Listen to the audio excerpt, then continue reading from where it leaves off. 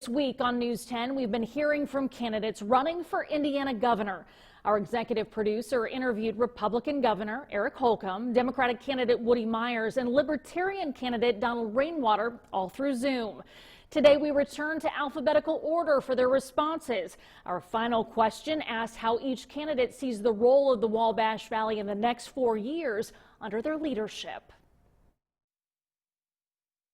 Wabash Valley is got so many assets that will draw not just attention but investment. When you talk about, our infrastructure investments and location being so important, having a regional airport, having the interstate run right through it across the whole country, you really are, as you draw it, the epicenter of it. And then to have so many institutions of higher learning all in your backyard. And so whether it's Ivy Tech or it's Rose-Hulman or ISU or St. Mary's, et cetera, et cetera, et cetera, you've got local workforce development providers there that complement those institutions of higher learning, that those talent, not just recruiters, but those talent developers. And to think that that natural beauty of the terrain in the Wabash Valley is, I would say, we were out, my wife and I, our dog were out this weekend, and there's just the terrain is beautiful. So more and more big events when we get on the other side of this pandemic, like cross-country events for sure.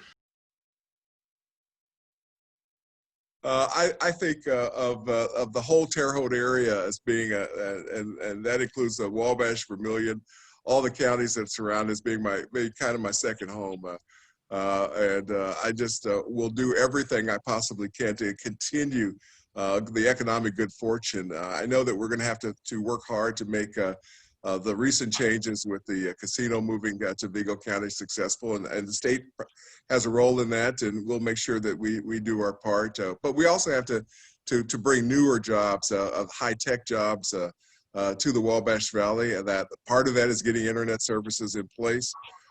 Part of that is targeting economic development to those areas, geographies, and those industries that have the best chance of success in our state. I talked earlier about personal protective equipment. I mean, one of the great things about the Wabash, you got the Interstate 70 that divides North and South in America, going right through it, and so that means it's an ideal spot to place any company that distributes products nationwide. So I'm very interested in talking with the economic development leaders in the area to get their ideas on what we should do next.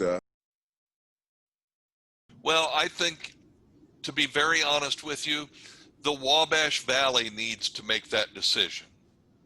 I believe that we need, as a state, as citizens, to let government know that we need the freedom to chart our own path, to decide how we're going to move forward and what's best for us.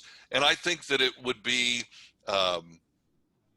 extremely inappropriate and selfish of me to say that I know what's best for the Wabash Valley.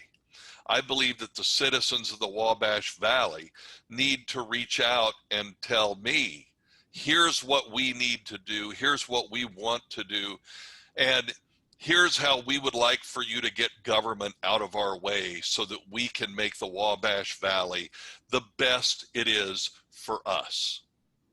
The conversations didn't end here. You can hear their complete responses and other questions over on our website at WTHI-TV.com.